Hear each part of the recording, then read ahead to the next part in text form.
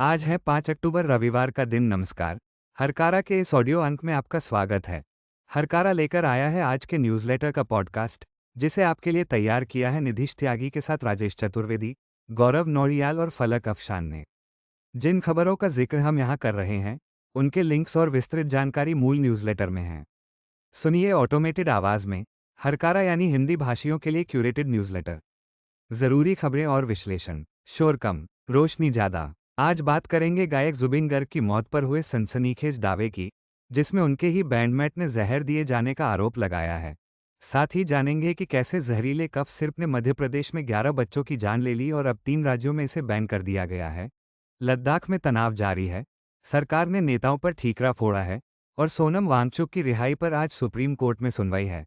इसके अलावा बिहार मतदाता सूची में गड़बड़ी पर कांग्रेस के बड़े आरोप, रूस के पाकिस्तान को इंजन देने पर उठे सवालों और जापान को मिलने जा रही पहली महिला प्रधानमंत्री पर भी नजर डालेंगे। आइए शुरू करते हैं आज की बड़ी खबरों से। एक चौंकाने वाले दावे में गायक जुबिन गर्ग के बैंडमेट शेखर ज्योति गोस्वामी ने आरोप लगाया है कि जुबिन को सिंगापुर में जहर दिया गया था, जिसके कारण उनकी मौत हुई। द हिंदू और पीटीआई की रिपोर्ट्स के मुताबिक ये बात पुलिस के पास मौजूद आधिकारिक दस्तावेजों से सामने आई है। गोस्वामी ने आरोप लगाया है कि गर्ग को उनके मैनेजर सिद्धार्थ शर्मा और महोत्सव के आयोजक श्यामकनु महंत ने सिंगापुर में जहर दिया था। ये जानकारी पुलिस के रिमांड नोट से सामने आई है। आपको बता दें कि महोत्सव आयोजक, गर्ग के मैनेजर और 2 बैंड सदस्यों गोस्वामी और अमृतप्रभा महंत को इस मामले में गिरफ्तार कर 14 दिन की पुलिस रिमांड पर भेज दिया गया है। जुबिन गर्ग की सिंगापुर में समुद्र में तैरते समय रहस्यमय परिस्थितियों में मौत हो गई थी। वह श्यामकनु महंत की कंपनी द्वारा आयोजित नॉर्थ ईस्ट इंडिया फेस्टिवल में हिस्सा लेने गए थे। रिमांड नोट के मुताबिक एक गवाह का कहना है कि उन महत्वपूर्ण क्षणों के दौरान जब जुबिन गर्ग सांस के लिए हौंफ रहे थे और लगभग डूब रहे थे, तब सिद्धार्थ शर्मा को जा बो दे, यानी उसे जाने दो, उसे जाने दो, चिल्लाते हुए सुना गया।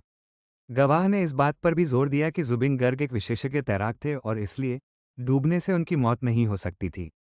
नोट में गोस्वामी के हवाले से कहा गया है कि शर्मा और श्यामकनु महंत ने जुबिन को जहर दिया था और अपनी साजिश को छिपाने के लिए जानबूझकर एक विदेशी जगह चुनी। शर्मा ने उन्हें नॉक के वीडियो किसी के साथ साझा न करने का भी निर्देश दिया था। फिलहाल सीआईडी की 9 सदस्यों की एक स्पेशल इन्वेस्टिगेशन टीम यानी एसआईटी सिंगापुर में गर्ग की मौत की जांच कर रही है। असम सरकार ने भी इस मामले की जांच के लिए एक सदस्यीय न्यायिक आयोग का गठन किया है। इस बीच गायक जुबिन गर्ग की पत्नी गरिमा ने शनिवार को अपने पति की पोस्टमार्टम रिपोर्ट पुलिस को लौटा दी। उन्होंने कहा कि यह उनका व्यक्तिगत दस्तावेज नहीं है और जांच करने वाले ही यह तय करने के लिए सही लोग हैं कि इसे सार्वजनिक किया जाना चाहिए या नहीं। गरिमा ने कहा कि उन्हें जांच पर पूरा भरोसा है और वो बस इतना चाहती हैं कि सच जल्द से जल्द सामने आए। जब उनसे जुबिन के बैंड सदस्य शेखर ज्योति गोस्वामी के जहर देने वाले दावे के बारे में पूछा गया, तो गरिमा ने सवाल किया कि वो इतने लंबे समय तक चुप क्यों थे। उन्होंने कहा, अगर शेखर को ये पता था, तो उन्होंने इसे इतने लंबे समय तक क्यों छिपाए रखा? खैर, जांच चल रही है। अगर किसी ने ऐसा किया है, तो उसे कड़ी से कड़ी सजा मिलनी चाहिए।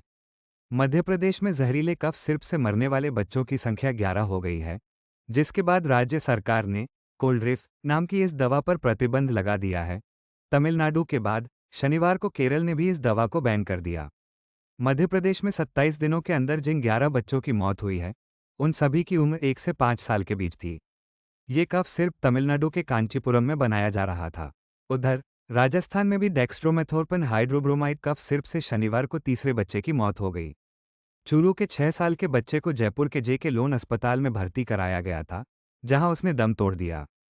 इस बीच मुख्यमंत्री भजन लाल शर्मा के गृह जिले भरतपुर में एक बुजुर्ग महिला और उनका पोता सरकारी सप्लाई वाला कफ सिरप पीने के बाद बीमार पड़ गए। लगातार हो रही घटनाओं के बाद राजस्थान सरकार ने जयपुर की कायसन फार्मा कंपनी द्वारा बनाई गई सभी 19 दवाइयों पर प्रतिबंध लगा दिया है।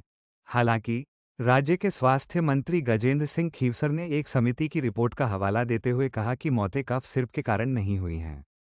उन्होंने दूसरी जांच की घोषणा की, लेकिन जब उनसे केंद्र के राष्ट्रव्यापी प्रतिबंध के बारे में पूछा गया, तो वह प्रेस कॉन्फ्रेंस से बाहर चले गए, जिससे विवाद और बढ़ गया। दिलचस्प बात यह है कि मंत्री के इनकार के बावजूद ड्रग कंट्रोलर राजाराम शर्मा को निलंबित कर दिया गया है।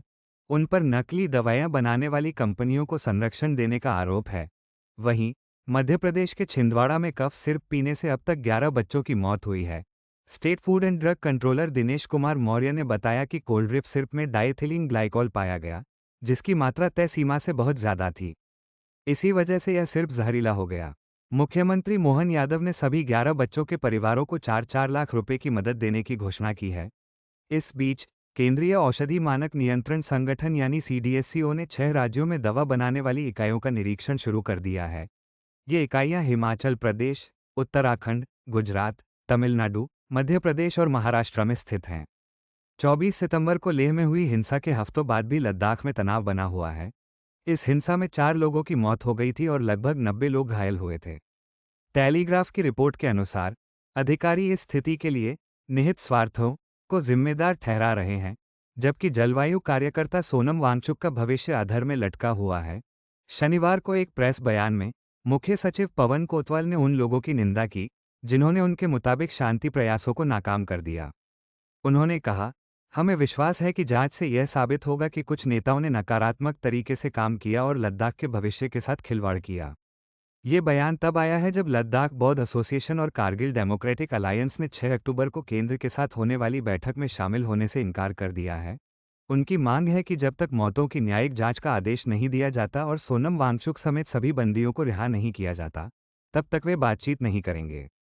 कोतवाल ने बताया कि झड़पों के बाद हिरासत में लिए गए 70 में से 30 युवाओं को रिहा कर दिया गया है। इस बीच 26 सितंबर को राष्ट्रीय सुरक्षा अधिनियम यानी एनएसए के तहत हिरासत में लिए गए सोनम वांगचुक जोधपुर जेल में बंद हैं। सुप्रीम कोर्ट 6 अक्टूबर को उनकी पत्नी गीतांजलि की याचिका पर सुनवाई करेगा, जिसमें उनकी तत्काल रिहाई की मांग की गई है। याचिका में उनकी हिरासत को अवैध, मनमाना और असंवैधानिक बताया गया है। बिहार में मतदाता सूचियों के पुनरीक्षण के बाद कांग्रेस ने इस प्रक्रिया में कई अनियमितताओं का आरोप लगाया है।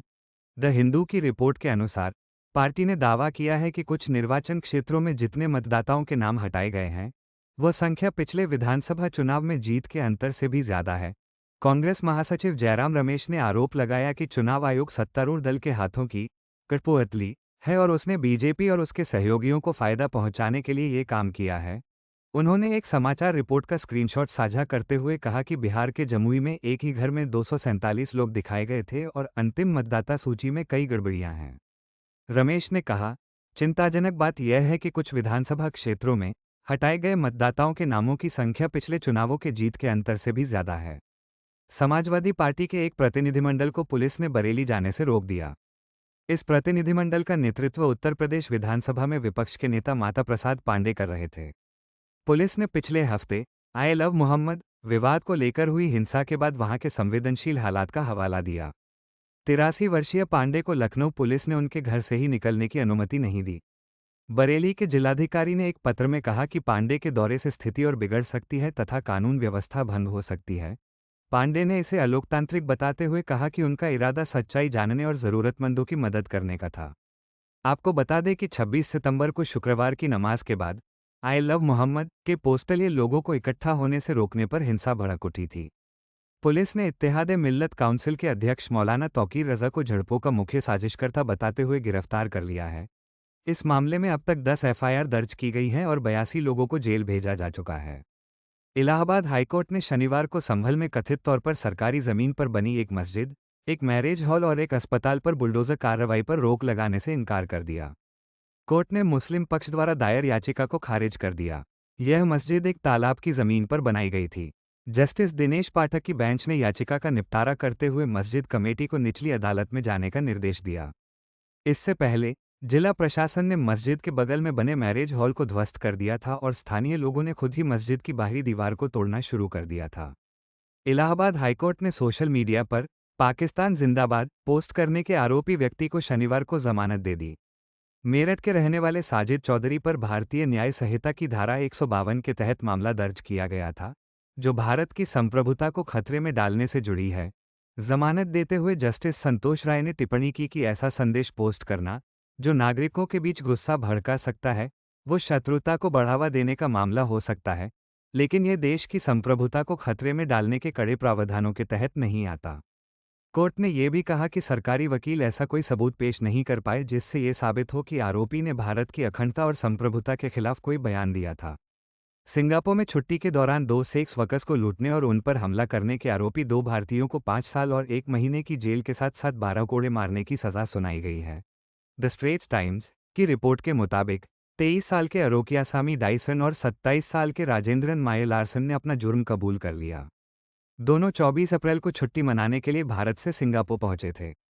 आलोचकों का कहना है कि मोदी सरकार समाज सुधारक ज्योतिबा फुले की 200वीं जयंती को 2027 में भव्य तरीके से मनाने की तैयारी कर रही है।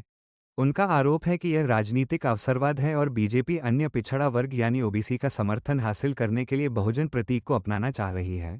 द टेलीग्राफ की एक रिपोर्ट के अनुसार डॉक्टर अंबेडकर फाउंडेशन ने 24 विश्वविद्यालयों में अंबेडकर पीठों को फुले के जीवन पर कार्यक्रम आयोजित करने का निर्देश दिया है, जिससे ये चिंताएं बढ़ गई हैं कि एक ऐतिहासिक विरासत को चुनावी लाभ के लिए इस्तेमाल किया जा रहा है।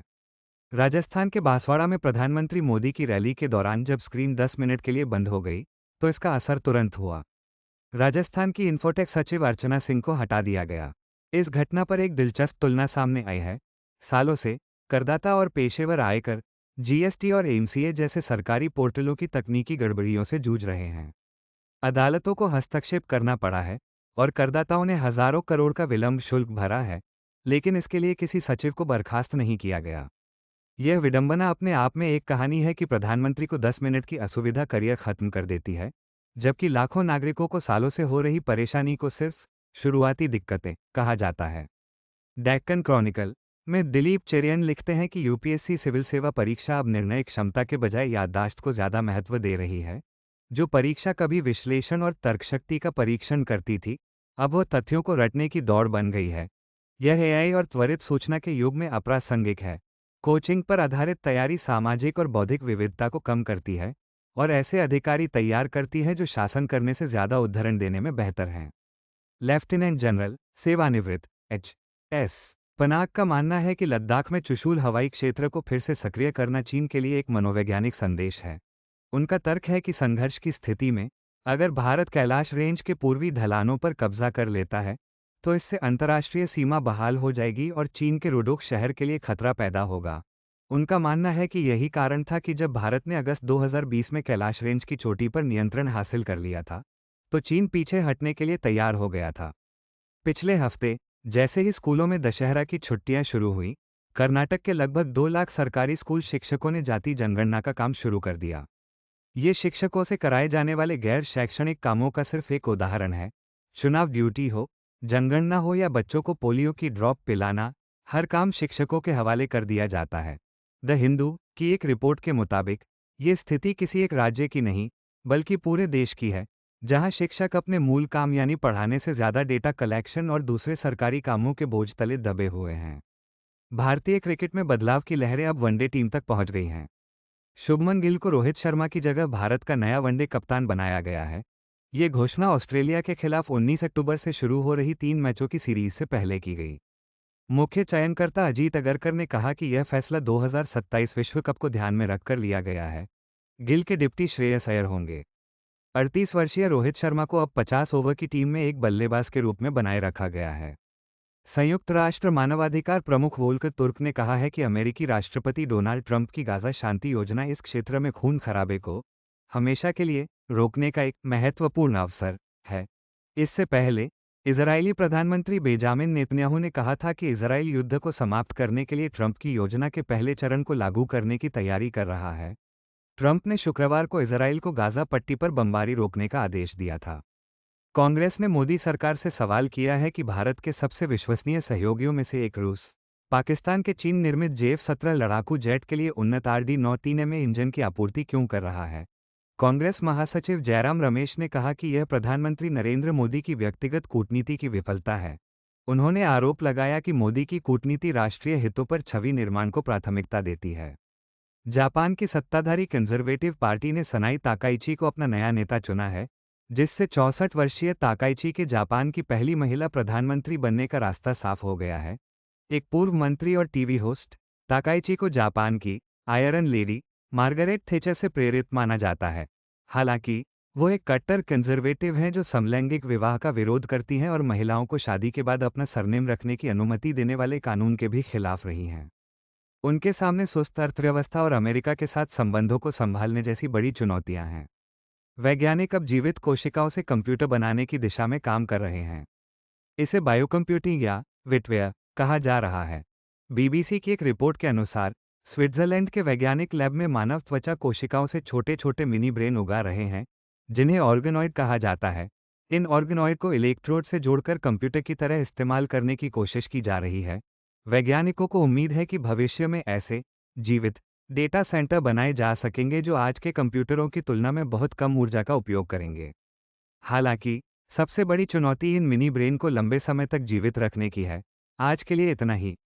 हमें अपनी प्रतिक्रिया, सुझाव और टिप्पणी जरूर बताएं। मिलेंगे हरकारा के अगले अंक के साथ।